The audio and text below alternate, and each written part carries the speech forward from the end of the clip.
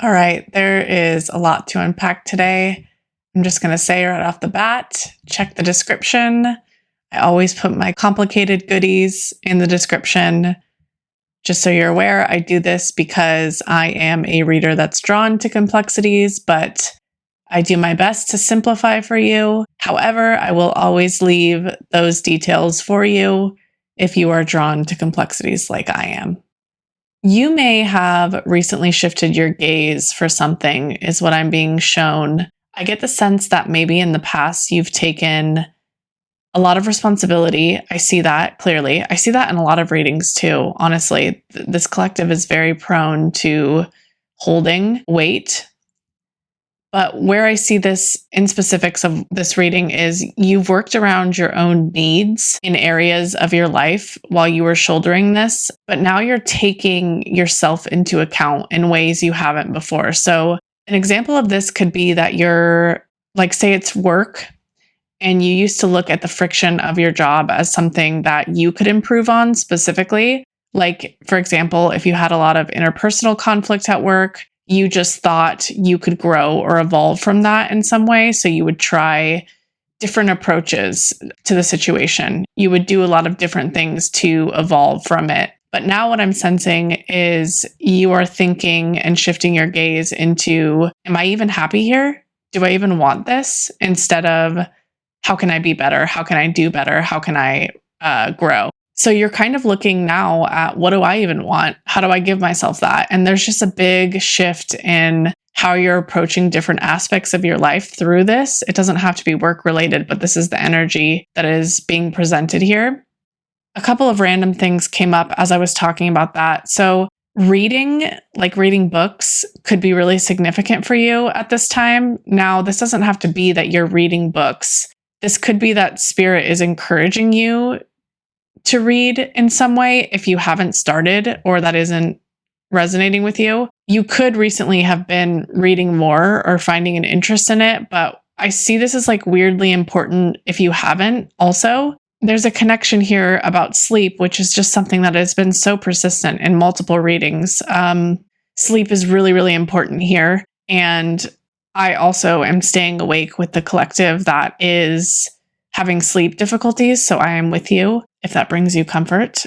But this has been just such an important heavy theme. But the detail in this reading that is connecting about sleep is very specific. So listen up if sleep disturbances are still resonating with you. If your brain feels really quiet during the day, and then right as you lay down, it starts ruminating or working in overdrive, there is a very specific note here from Spirit that this is because you're using too much stimulus and it's stopping your brain from cycling through information during the day. I'm going to give you an example about that because that's very specific. For example, and this doesn't have to be exact, if you're listening to, let's say, a lot of music or you're scrolling through something during quiet moments during the day, this is stopping your brain from processing normal things that it would throughout the day. So what's happening in this very specific sleep disturbance moment is it's all piling up as you try to start to sleep because that's the quietest moment of your day where it can finally all be released. So there are normal processing thoughts that your brain wants to cycle through during the day, but it can't because of the stimulus for some reason. You maybe don't notice this or perhaps think the two aren't related, but Spirit is asking me to connect them for you to show you that you're prolonging your sleep issues in some way if they are connected. And if you do resonate with being quiet during the day and then it all piling up at that end point. Interestingly, I don't know if this relates to what I just talked about, but there is also a message here about a cycle of what feels like deleting and reinstalling something. I don't know if this is an app or if this is something you're just trying to quit being shown to me in that way, but I see this being something you keep doing. Like you keep removing something from your energetic field and then bringing it back up. It might be related to the stimulus we're talking about, like you're aware of it, maybe subconsciously, but haven't connected those two dots together yet. But it seems like you keep cycling through removing it and then bringing it back and then removing it and bringing it back. Okay, so now that we got who this is meant for out of the way, what we're going to talk about now is where you are right now. Spirit is highlighting some sort of very important grief here with you that I don't know that you're conscious of. I might have to step back and explain something, though, because what I'm being shown is it's not easily understood or widely recognized, so I'm going to have to simplify some complexity here. There's two types of grief in the simplest form. One is what we all know and widely recognize as acceptable, and the other isn't widely acceptable, that I'll talk about. The first grief that we all clearly understand is we lost something that we had. We recognize we no longer have it. It's clear, it's gone. We understand the grief, point blank.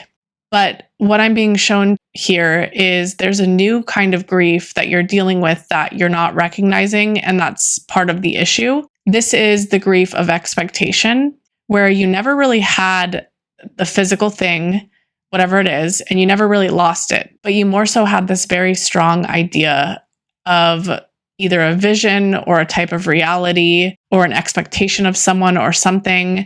And because the collective I'm speaking to today has such a powerful mind, this type of grief is just as powerful as physical loss, as a tangible thing you lost, but it's just not understood, especially in the minds of those dealing with the grief themselves.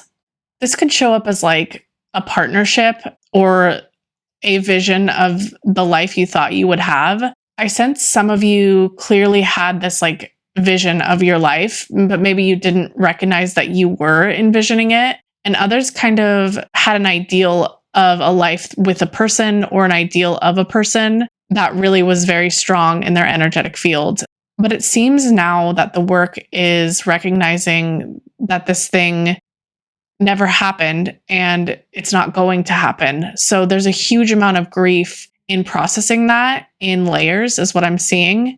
And I'm not sure you recognize that you are processing it now. I'm not sure that that is like understood because there's been no definitive moment of like, okay, this thing is gone and now I must be sad. There's no ceremonial thing here that might be important for you, but I'll get into that a little bit later, maybe. It just feels really non-linear. Like you maybe are like really doing well one minute and then destroyed the next, and you can't really identify why you're so non-linear, why you're so bumpy. And it's because you're grieving this thing you were very attached to, but didn't consciously recognize that attachment. What I see here is your body is very, very smart. Oh, so much smarter than you probably recognize. But I sense that you, your mind, your soul, you're frustrated to hear that you're still perhaps grieving because your logical mind wants to get over it. But at the same time, your body is protecting you by prolonging it through this length of time that you're frustrated by. So there is like an understanding here that you maybe don't understand logically is your body is smart enough to know that it could not release all the grief at once when you weren't safe enough to feel it. So it waited essentially until you healed in other ways that seem very important here. So that's why it maybe feels like it's taking forever, or it's just like so delayed. Like maybe this person is like years away from you and you're like, why am I still grieving this? It's because your body is doing this very intelligently in a way that you can't really see right now. It's kind of being shown to me that it's very clear that you wouldn't have been able to process this earlier. Like it almost protected you and allowed you to function and do the things that you needed to do at that time. And it waited until the perfect time to start releasing in layers. So the timing here is just very, very critical. It's very, very intentional. So don't think that it's slow. It protected you through something very important. The main message here today feels really, really layered. Ultimately, I think what Spirit is asking for from you is to look at your grief as real and not something that you need to just get over really quickly. There might be a strong frustration from you about when this is going to end, when this up and down, nonlinear highs and lows go away. I keep getting that. It's really strong from this collective.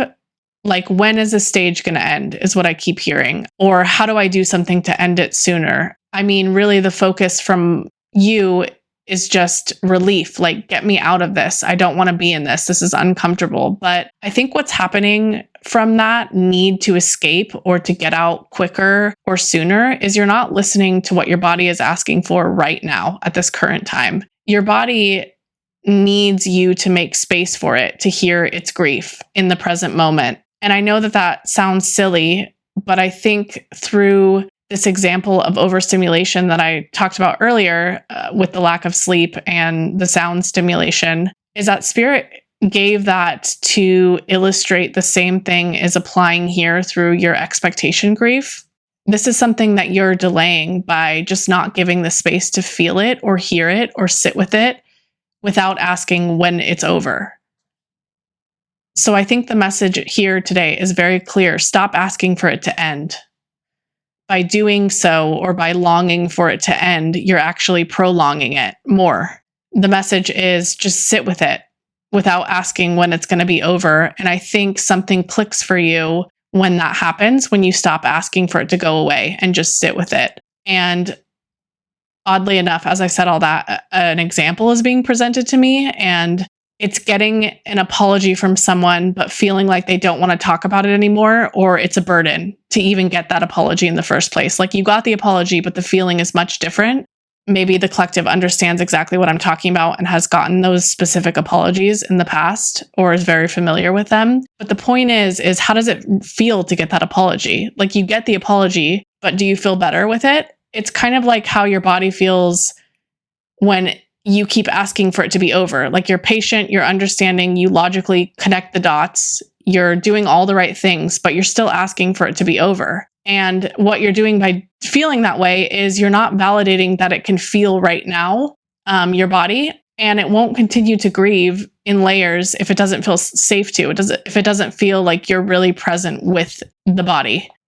So I think you logically, clearly, intellectually, spiritually understand everything. I think you're connected, but there needs to be more of an understanding of wanting it to end a little bit more. There's a connection point there that you're not seeing. And in a way, by doing everything right before, taking all the patience, taking all the healing steps, but still asking when it's going to be over, in that way, you're prolonging it because you're showing your body it can't keep grieving. And so it keeps holding on to that pain instead of releasing it in layers. So it feels very clear here. The answer is to understand expectation grief more deeply and to not put a timeline on how long it takes to move through you. I think removing the urge to know when the conversation ends will help it end more peacefully, in other words. So really, once you stop having the urge to ask when it's over, it will be. This last part is maybe a confirmation to those who already instinctively know to do this, but keep leaving comments. The comments themselves do not have to be anything personal about you. Think of these as energetic nudges. This helps me align to your energy more efficiently and be able to channel for you, and I want to be able to do that. I read each and every one, always. None are missed, none are ignored. I am so thankful for each and every one of you and love you all. So, cheers, friends.